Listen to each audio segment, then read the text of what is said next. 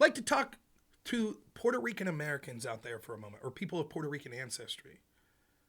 Isn't it interesting that finally the Democrats are talking about problems that people in your community have? Of course, they didn't care about problems that you had with things like garbage and landfills being filled up in Puerto Rico, and they spoke very lowly when huge natural disasters would affect the island of Puerto Rico or the people therefrom. Now, they didn't really have much to say then. Of course, they could spend time just blaming Trump for the disasters, and they could spend time saying that people were racist and pandering to you for supposedly your racial origins.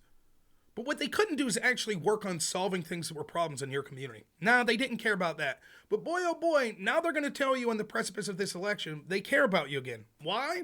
Because a stand-up comedian told a joke. That's why.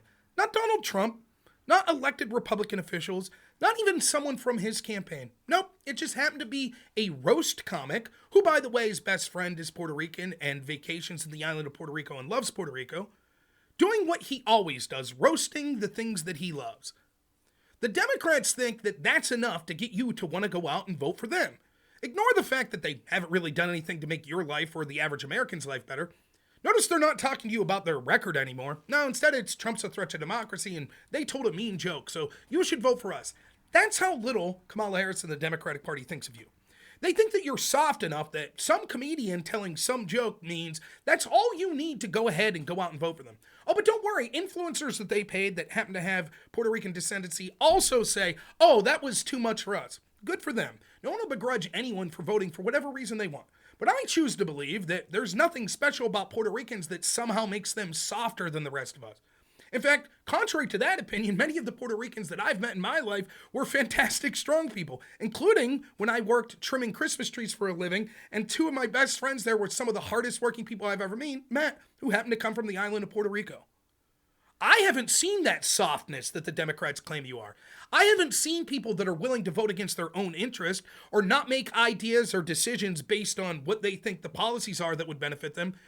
But the Puerto Ricans that were told by Democrats are so weak that some random comedian's joke would be reason enough to not vote for the Republicans and Trump in 2024. Puerto Ricans, like all Americans, were doing better economically when Trump was there compared to the 4 years of the Harris-Biden administration.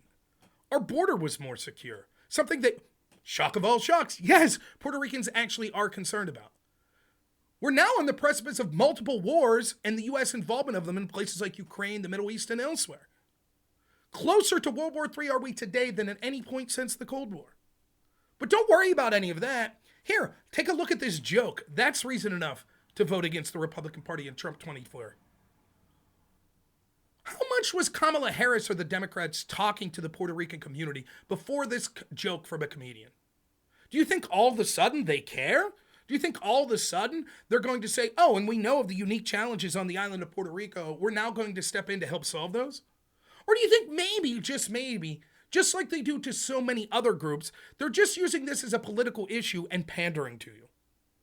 So if you're tired of being pandered to, like somehow you're so much softer than all other Americans, oh, white people and black people and men and women and people in the LGBT community, they could all take jokes, but not the Puerto Rican community, not them. I refuse to believe it.